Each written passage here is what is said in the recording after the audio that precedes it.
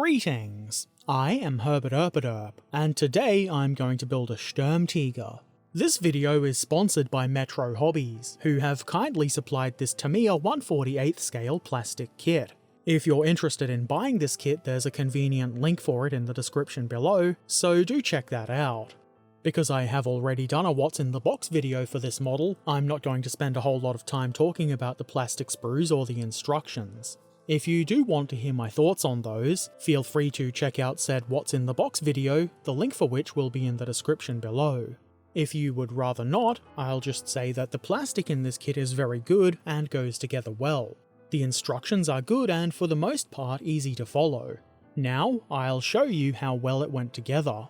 We start with the hull tub into which we glue the weight holders, for lack of better words. This is pretty simple of course, though be sure to attach only one half of each holder, otherwise you'll experience trouble when you attempt to put the weights in. The way to install these weights is to put the other half of the holder onto the weight, and then slot it into one of the holders that are already mounted in the hull. Quite simple indeed. You could superglue these weights into place, but they don't seem to rattle around, so I didn't think it was worth the effort. You could also completely omit them if you don't want your model to have the weight. It doesn't really need it if you don't want it. I then glue the axles for the idler wheels into the sides of the hull. These are keyed, but there is still a bit of play. I think I've got them in the appropriate position. Maybe I don't. Either way, they look fine. Then why not add the final drive casings to the front of the hull? These are shaped such that you shouldn't have any issues getting them on right. You can only do this wrong if you really want to. Next, these little lift points go on the rear of the hull. These are keyed so that you shouldn't have too much trouble with them, though they may need a bit of a nudge to get them on nice and straight. There's one of these for either side, and they do have a specific side for both parts to go onto. It's easy enough to figure out with the instructions, of course. I follow that with the lift points for the front of the hull. These are bigger and guided into place by the round bit that goes against the final drives. The little recessed slot thing goes facing outward. Then it's time to take one of the polycaps that I assume I said were glorious in the what's in the box video, and sandwich them between the two halves of the drive sprockets, which is pretty simple. A little bit of extra glue to hold them together and they're done. When you think about it, it really makes sense to assemble some road wheels next. I turned that pile of road wheel halves into a smaller pile of road wheel assemblies. It's not at all a difficult assembly, but do pay attention to the instructions and use the correct parts. There are a bunch of differently numbered road wheel parts here, and I suspect it could be easy to get them mixed up. They do all look fairly similar. I think it's a good idea to keep these on the sprue until you need them to avoid confusion. First, we add the innermost road wheels, starting on the rearmost axle and then every second axle going forward. Then come the inner road wheel assemblies we made moments ago, which occupy the spaces forward of all of those inner wheels. Then we can't put the outermost wheels on before the idler. Well, we probably could, but it would be harder. So I sandwich another polycap between the two parts of the idler, and then install that on the axle intended for it. Then we can put the outermost road wheels on. It should be pretty obvious where these go. There's nowhere else for them really. I think some of these wheels might be slightly out of alignment, but not enough to be glaringly obvious to me. It looks good anyway, so let's continue. The next thing to add is this piece of reinforcement with bolty things on it. Whatever it is, it goes here, and while you might need to nudge it into place a bit, it is easy to put on. The instructions then want tracks installed, but this was towards the end of the first build stream and I just didn't feel like it, so I started assembling the casemate, beginning with the side parts. There is keying for this, and it is rather simple, though I did find I had to apply a bit of pressure to get it to fit nice and neat. Not that that's anything unusual. Pressure is our friend. I do appreciate that these side parts are single large parts. It wouldn't be that difficult if they were 2 pieces or more per side, but this does help to eliminate some potential misalignment issues. I then add the rear plate. This goes into place nice and easy. You'll also notice that the grills on the engine deck are quite see-through, and I did mention that this would mean you'd see a lot of tan plastic through them, also the shiny metal weights. So, as you'll see, probably, I sprayed some black primer inside this part and the lower hull to remedy that issue. Next, tracks, because why not? These are link and length tracks, and really not especially hard to put onto the vehicle. The instructions tell you how many single links you'll need, 10 for the front, so I assemble those, add glue, and then put them onto the drive sprocket. This is why you don't glue the drive sprocket into place. Having this movable makes adding the tracks much easier. Once the drive sprocket looks to be in the appropriate position, I add one of the smaller sections of 4 links at the top, then a longer one. It is nice that there are only 3 sizes of tracks in this kit. It saves confusion and reduces potential for mistakes. Though I believe I have still managed to put the tracks on the wrong side, which is bound to rustle somebody's jimmies. Oh well. When the long sections of track are on the top and bottom, it's time to add the individual links around the idler wheel, of which there are 9. That is 9 links, not 9 idler wheels. That would be silly. There are no teeth to hold these in place, so it is a little bit more fiddly, but it is still more or less the same process as at the front. We end up with some nice tigery tracks, ready to go and do track things. Next I begin assembling the gun, starting with this cylinder which makes up most of the barrel. The 2 parts go together easily, and it's not hard to tell how they should go together. A polycap goes on the longer, thinner pin on this assembly, and then it mounts into the ball mount duva thingy, like so. This is pretty simple, and it's one of the few times I'm actually going to leave the gun so that it can be moved. More polycaps. These go into the mounts, which in turn slip over the bars protruding from the gun assembly. I test fit it to make sure that it fits well, then I cleaned up the front plate, though I didn't film that, so it seems like I'm immediately gluing the gun into place. Which I guess I almost am. Also, is it right to call this a gun? Is it a launcher? Does it even matter? The important questions.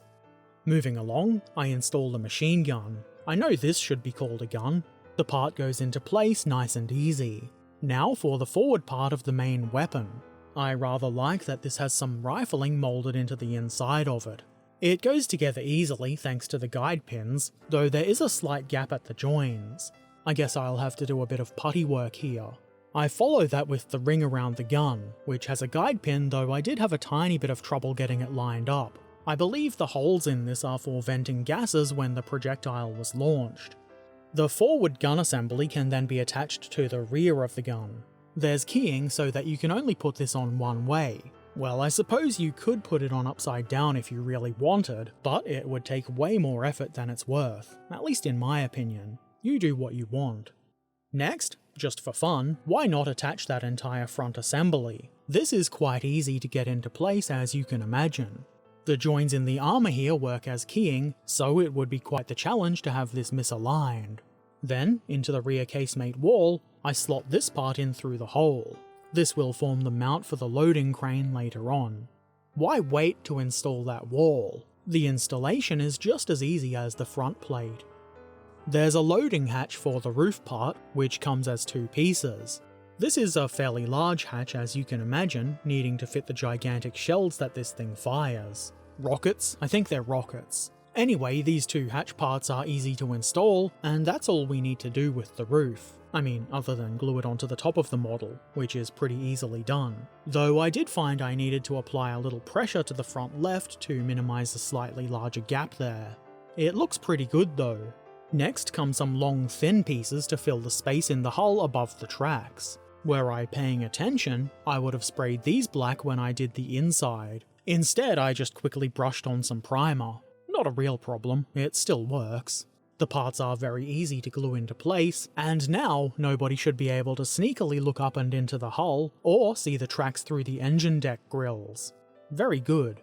The time for joining the upper and lower halves of the model is now upon us. This is easily done and the fit is very good, though I did need to use a small amount of force to get it to click together at the rear. I do like the fact that this is all plastic, so it doesn't need any super glue or screws to hold it together, like some of the Tamiya kits in this scale that have metal hulls. Those are still good, but I like this a bit better. Next comes this piece, whatever you might call it, that goes at the forward corner of the casemate. There's one of these for either side, and they conveniently hide the small gaps that exist there. Very handy. This is followed by the side skirts. Nothing too tricky involved in putting these on, and again there's obviously one for either side. If you wanted, you could probably make this look a bit more interesting if you bent and damaged these. They're not armor, and would easily be damaged or even knocked off by the Sturmtiger brushing up against things. Front mudguards come next, and obviously there's one of these for either side of the vehicle. They mount into a couple of little slots without too much difficulty. Why not add some tools now? On the left side we have the axe for when you need to do some chopping, and forward of that goes this hammer, which is suitable for when you need to stop because it's hammer time, or in the name of love, or if you need to collaborate and listen. Yes, I do think I'm funny. On the vehicle's right we see this shovel. Please insert a joke about being able to dig it here. And towards the rear goes this bar. Is it a tanker bar or a weird spear? Whatever it is, here it goes. On the rear of the hull I add this thing, and I know you're not surprised that I don't know what it is, other than easy to get into place thanks to the keying. An antenna mount on the rear casemate comes next, and this is also easy to attach thanks to keying. After that's on, I set about making a pair of exhausts. This is a relatively simple assembly with this thing on top of the main muffler body. It has pins that align with the small holes in the top of the muffler, and that's followed by a disc on the top. See? Nothing to it. Both of these exhausts can be glued onto the rear plate. There's a semicircular keying that should make it quite difficult to put these on the wrong way. These are followed by, I don't know what you call these, exhaust covers? Armoured exhaust bits? Whatever, I think these are installed the right way up, but it is hard to tell. I follow them with this tool, the name of which I am unsure of. It goes into place easily though. And then, why not add some shackles? I suppose if you wanted to, you could leave these off or maybe connect some chain or cable to them, or you could just install them like I've done, positioned in such a way they look as though gravity is pulling them down, as gravity quite often does to things. Next, latch things for the engine deck. 2 of these go on either side with the pointy bit facing up and forward, and there's one in the centre with the pointy bit facing up and rearward. Make sure that you don't drop these into the hull. I can imagine them being painful and almost impossible to get back out. Then come the exhaust cowlings. These, like the side skirts, aren't armoured, and you often see them with varying levels of damage, both on the Sturmtiger and regular Tiger. Dinging them up a bit would be a nice way to add some extra interest to your model. Rear mudguards come next. It was at this time I chose to clumsily spill my glue. The left mudguard happened to be in the way of said puddle of glue, and it looks a bit messed up because of this. The lesson here is don't spill your glue. There are no positive side effects. Next comes this vent cover. I don't really know what it is, unsurprisingly, but it goes here. This is followed by some brackety things. Again, I'm not sure what they're for, but I suspect maybe this pair is for some spare track links or something like that. They could be for decoration. Don't you know anything, Herbert? I don't know jack, which is what I assembled next. This is made up of 4 parts that go together nice and easily, though I would suggest being careful with the handle. The instructions don't say to add this end part until you're installing the jack onto the hull, but I figured why shouldn't I put it on now? So I did. And nothing bad happened. Below the right exhaust I install this, which, unless I'm mistaken, is the crank for starting the engine. I can't imagine that being a fun process. I'm glad I don't have to start my car that way. I follow that with this jacking block, or is it a box? I think it's a jacking block. I then decided that this was as good a time as any to install the jack. It didn't quite fit perfectly right away, so I had to use a bit of force, but it's on now, and that's what matters. Because the Sturmtiger fired enormous 380mm rounds, a crane was needed to load that ammo, so I assemble that next. The 2 halves of the winch mechanism go together nice and easy, and that assembly is then glued onto the main crane frame. And then the handle. Like the jack, you should be careful with this because it would be easy to either lose or break. The instructions do say that this is an optional part, but I think it looks better with it. I'm sure you'll agree that this ends up looking rather crane. Next, I assemble a Bosch headlamp, or Scheinwerfer as the instructions tell me it's called. I think I like that better than headlamp. Scheinwerfer. It werfs shine. This is kind of fiddly owing to the small size of the parts, but it does go together easily enough. There's a slot in the front of the hull into which this mounts, like so, a bit of glue at the front to make sure that it stays, and now the crew can see a little better at night. I've left the crane to sit and bond for a while, but now is the time to install it. The crane sits in the little hole in the nub that I poked through the rear of the casemate a while ago, and rests against the bracket next to the antenna. You can position this however you like, but I've decided that it would look good swung forward over the casemate. There's a little retaining thing, whatever you might like to call it, which attaches to the bracket. I found this a bit fiddly to get into place, though it doesn't look like it should be that fiddly. What matters is the crane is in place and is ready to lift. At this point, the instructions say that there is a counterweight that can go on the front of the gun. This is an optional part and I've chosen not to use it, but I figured it probably wouldn't hurt to show what it looks like. I then add the front shackles, which is pretty much exactly the same as the shackles on the rear was. After that, I add a pair of, I guess these are for lifting the casemate off, and there's an angled guide for these on either side, which makes it nice and easy. The final thing to do is add more of those little brackety things. Again, I have no idea what these are for, maybe for holding towing cables or something like that. What matters is they're easy enough to get on, and that there are 3 on either side. Once those are in place, the Sturmtiger is done, and I can amuse myself with the functional gun elevation and depression. Gun goes up, gun goes down, gun goes up, gun goes down, gun goes up, gun goes down. What a child.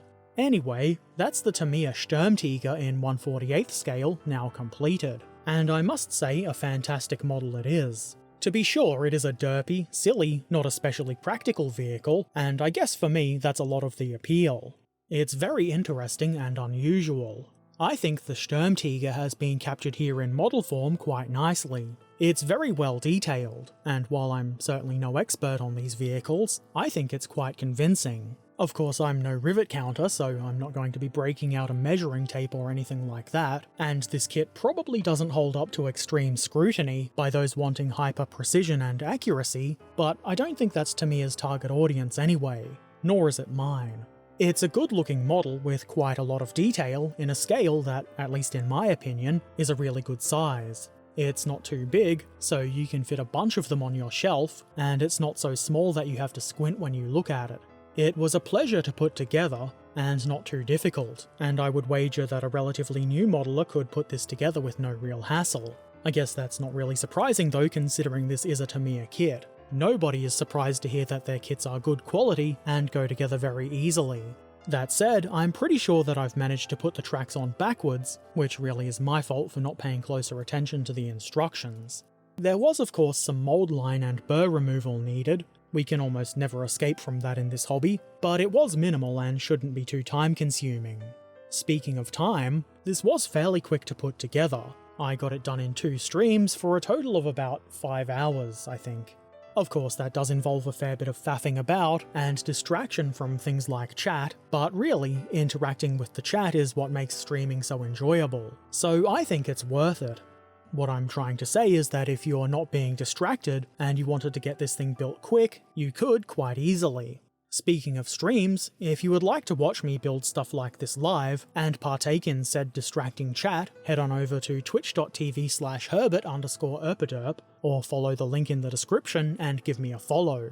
You will be notified when I go live, and it would be awesome if you were to come by and say hi. As I mentioned at the beginning, this video was sponsored by Metro Hobbies, and I would like to say a very big thank you to them for sending me this kit. I appreciate it very much. If you like what you've seen in this video and you would like your own Sturmtiger, there's a link you can use to purchase it in the description below. There's also a more general link you can use to check out everything Metro Hobbies have to offer. It's a way to tell them Herbert sent you without actually having to verbalize it.